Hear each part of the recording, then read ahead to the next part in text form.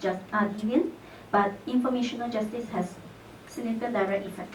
So I add the satisfaction in, and the part is still significant.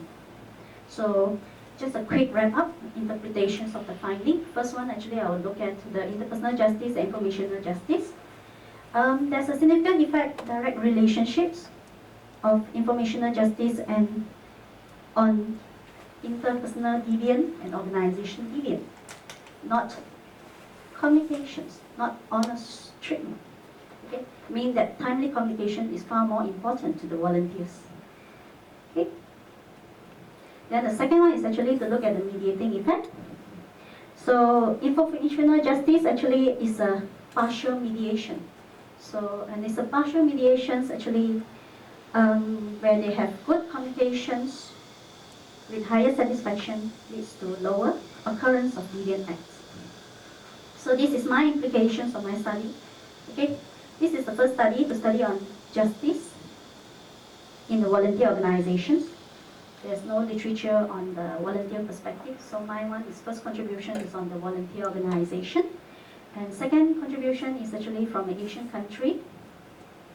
And the findings actually show that managers, through the volunteers, they have to have timely communications rather than being honest communications. Okay? And that's all for my presentation. Before I wrap up, okay. Just a quick one. Okay, I'd just like to say thank you to the Community Wellbeing Institute because they award me for the travel scholarship, or else I won't be here to present this paper.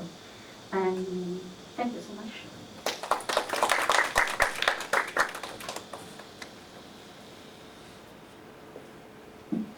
Hope I can't use your pointer because my hand is full. There are two hands on it. No, it's an enjoying part. And also I don't get into my mind because I'm shivering. Yeah, I walk around my class too much. Again, we're going to do the Q&A at the end. So on that note, again, we're going to turn it over to Professor Mohammed Meziane. And he's going to be talking about organizational well-being and counterproductive behavior. So we need to kind of hook you up. So put this in your pocket. And just sort of wrap it around. And what you just fold it. And it's going to just...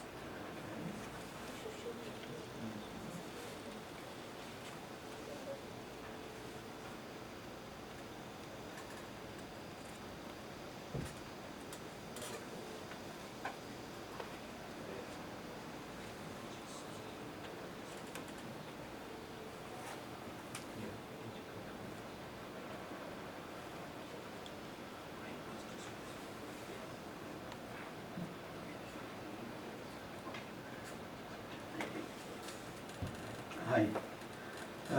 My presentation will focus on organizational well-being and counter-productive work behavior.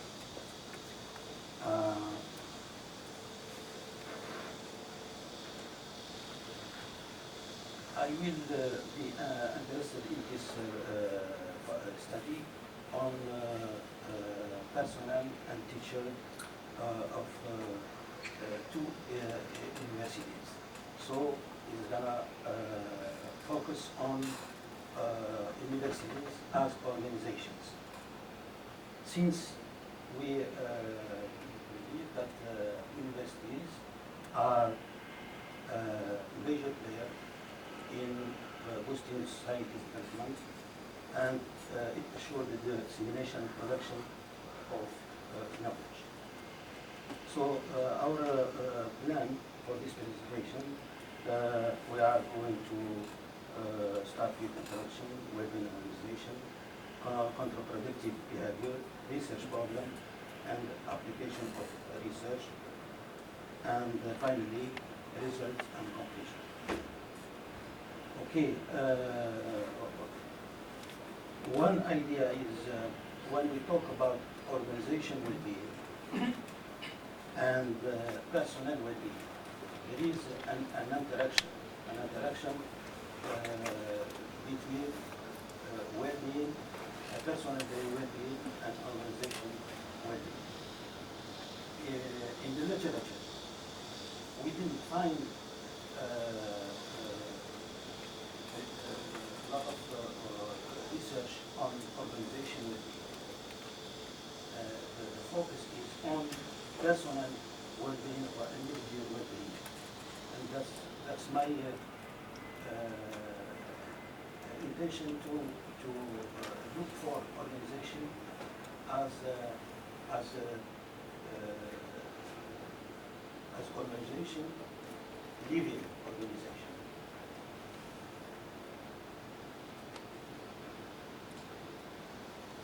This interaction is not always given a positive result. Unfortunately, things does not always go right or perfect in this organization. This research has shown that counter-work behavior can have negative consequences for the well-being of organizations and their members. For example, this study of Nathan and others, the cost of U.S. companies several $billion annually and has been cited as a major cause of business failure. In a developing country as Algeria, these behaviors are indeed the major concern. Our effort in this presentation is to cover the negative side of work behavior, so-called and counterproductive work behavior.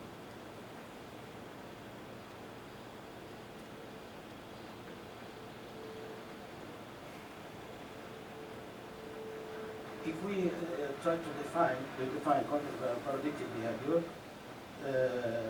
there are volitional behavior that harm or are intent to harm organization or people in organization as Spector defined.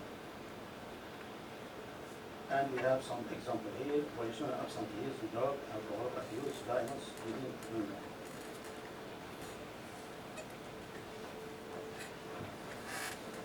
As my colleague already showed in the past presentation, there are minor and severe or major counter work behavior. My research or this study is going to focus on minor counterproductive behavior. So this CWD are intended they can as a target to personnel or organizations. And we have some major causes. What causes the CWD? In the term of individuals, there is personality, nature of personality, emotion, moral, aggression, personality traits, or organizational communication in organization, organizational constraint, organizational justice and support, and social exchange. One of the ideas important is they see the counter work behavior as a protest, not as a behavior that negative, but they consider it as a protest to change something wrong in the organization. In our this study, we choose 4 dimensions: individual performance, conflict, discipline, and personal relation.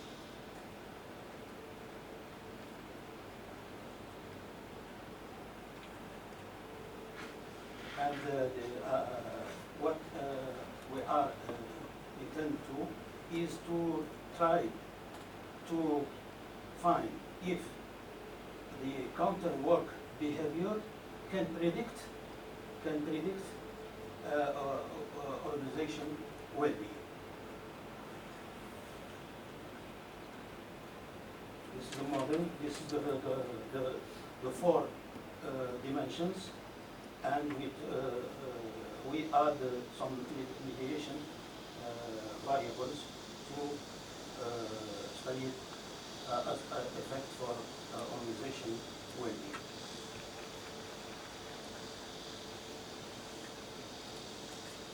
Okay. Data gathered from, as I said, from two universities in Algeria, and the sample was 400 personnel and academic teachers. The tool or it's a questionnaire was used. 15 items. They were changed. Other were deleted to fit the objective from this counterproductive work behavior CWB 6. This is was intended to measure the counterproductive work behavior. But about the organization, the well-being organization, it was measured by one item, one single item. The question was to how they perceive the well-being organization in terms of success, personal stability, overall satisfaction, and pleasant working place. This is for well-being organization.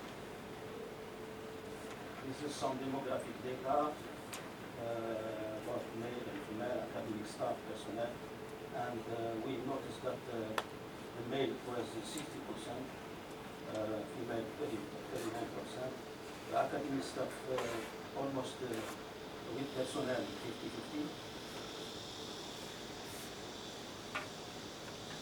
So this is a research question. What we found that the counterproductive work behavior didn't predict the well-being organization, as our hypothesis already was. Significant here is 0.56. We tried with the four dimension also didn't have any contribution to the model in order to predict the well-being organization. When we look at the means, for example, in the fourth dimension, we notice that discipline has the highest effect on work, on well-being organization, and this is it seems to be very important because discipline can gather many facets of behaviors.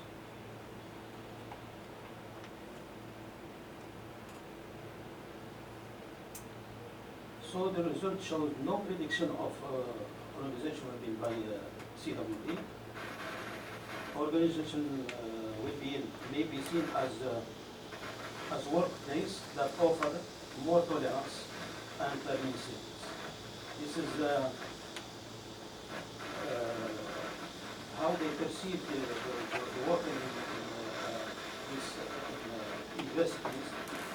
That organizations offer more tolerance and more permissiveness to them.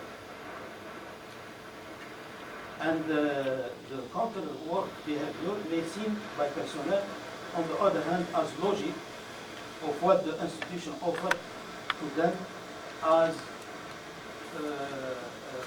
support, as salary, or motivational. The result showed no prediction, as I said, may be perceived, the CWD may be perceived by personnel on the other hand as logic, as I said. We have to note also that the discipline dimension is perceived to have the greater impact compared to other three dimensions. Finally, due to cultural reasons, it's recommended for further research in the Algerian institution to review the self-report as a suitable and appropriate instrument. Official statistical data from the field could fit the more appropriate. Thank you.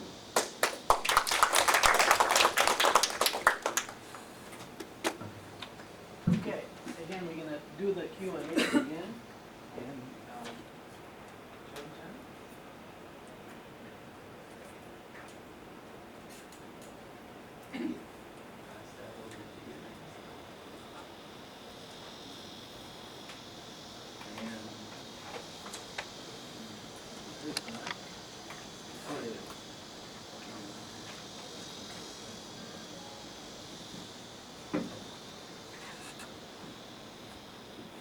Okay, this will essentially, the title of this presentation is Generation Loss in the Workplace, Work-Life Balance and Inclusivity. As you see it. Thank you very much. I'm Chalermpol Chamchan from Institute for Population and Social Research, Mahidol University from Thailand. This study is about Gen Y in the workplace and issue about work-life balance and their intention to leave the organizations. It's empirical studies using the data in Thailand in the year 2013. And here is the outline. Just make it short. I have only 5 parts talking about background, current social framework, methodology, findings, and then discussions. In terms of backgrounds, just like a brief introduction, this figure just want to show you kind of multi-group of population in Thailand right now, that we have many generations living together in the society. We still have those who are called as the silent generations, baby boomers, Gen X, Gen Y, and post-Gen Y, which is still quite controversial how to call them. But in this study, our focus will be among the Gen Y populations, or those who were born between year 1982 up to 2005, which the period that they were born and grow up is a period that Thailand was enjoying a high growth rate of the GDP and also economic development. And at the same time, it's the time that we are facing the economic crisis in 1997. And it's also the period that our country is open a lot in terms of economics, social, and cultural exchange with other countries.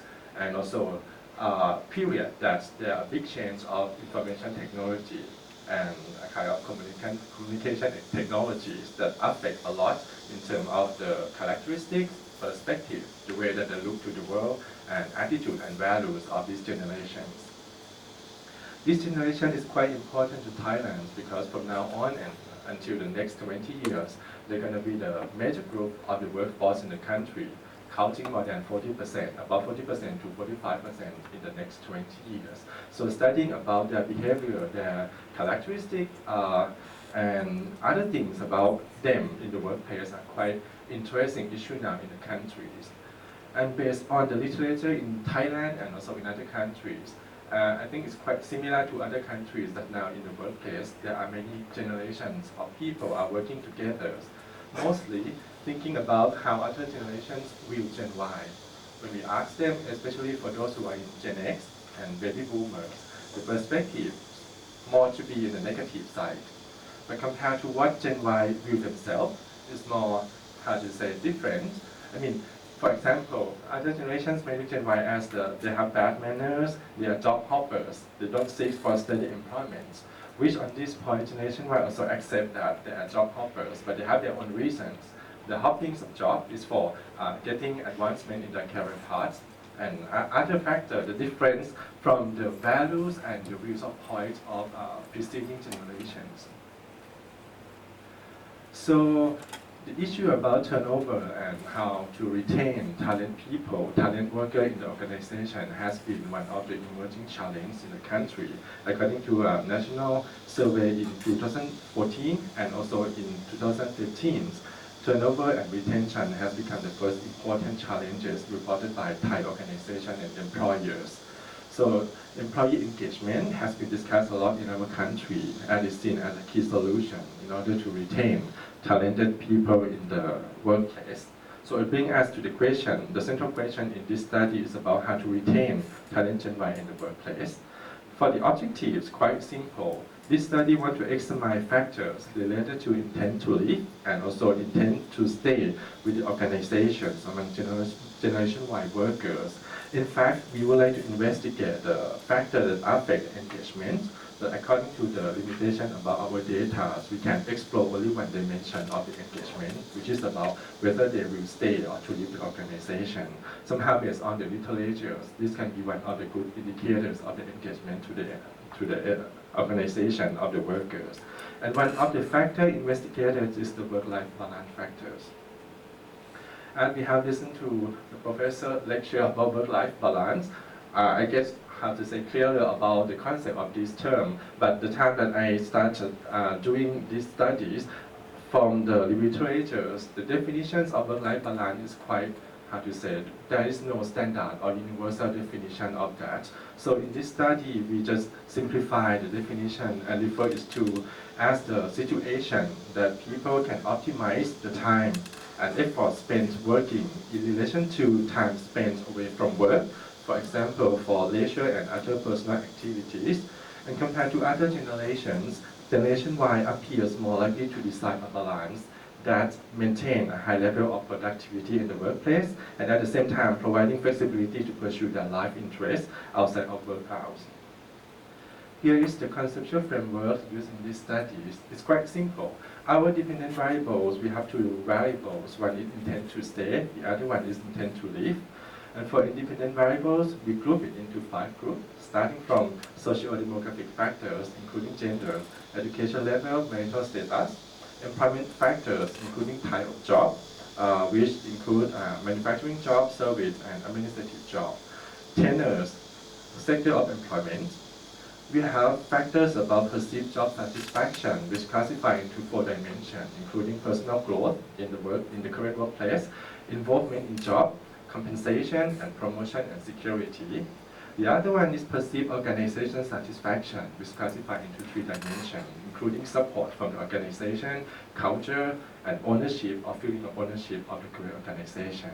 The last one, which is about work-life balance, in this study, we classify them into 3 dimensions, including personal life, which asks about the, how to say, sufficient time for their own rest, relaxation, leisure, and also about health status and also financial status. The second one is family life, asking about relationship and time spent with family. Social life, about relationship and time spent with friends and neighbors in the community. Methodology. In this study, we employ a secondary data sets from a large-scale survey in 2013 using a tool that we call Happinometer, which is a self-administered questionnaire with 56 Richter scale questions on various dimensions of workers' work-life happiness and satisfaction.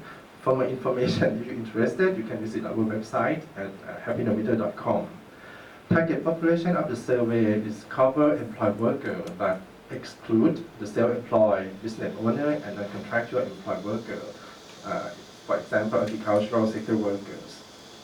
Sampling, a two-stage sampling with semi-probabilistic technique is employed in this survey. And to represent the Generation Y employees in this study, we select only those aged of 20 and 29 in the analysis, with in total we got 4,100 cases. And here are findings. For the key questions that we asked about, if you had an opportunity to work for another organization, would you stay or leave your current employers? Based on this question, we we analyze and make it into two indicators for intent to leave, and we found that 17% of them express intent to stay with the current organization, and 26% of them express intent to leave the current organization. So intent to leave is a bit higher than intent to stay among the Gen Y employees. And here are basic characteristics of the employees, which are genders, female a bit larger than male, education, majority got secondary school or lower, marital status, most of them are still single, about 2/3. Job type, most of them work in manufacturing job, and about 18% in administrative job, which quite a kind of routine job, and 32% in service job. In terms of tenure, majorities has been working with the current organization about 1 to 2 years, followed by those who start working less than 1 year. Employment sector, 93% are in private sectors. According to the converged alpha statistic, all construct in this model were internally consistent with value of alpha higher than 0.7. Actually, most of them got alpha about 0.8 and over, but some got a bit lower at 0.7 to 0.8. And here is the mean score of our variables on perceived job satisfaction. On perceived job satisfaction, the dimension that got the highest score is about compensation. They're mostly satisfied with the compensation at the current organization, but the lowest one was about promotion and security. In terms of organization satisfaction, the highest score is about the culture, but the lowest one is about support from the current organization. In terms of work-life balance factors, we found that social life, relationship, and time spent with friends and neighbors got the highest score. But the family life got the lowest one, and personal life got 2.85. To determine or to investigate the factor that affecting intent to live and intent to stay, we employ binary logistic regression analysis.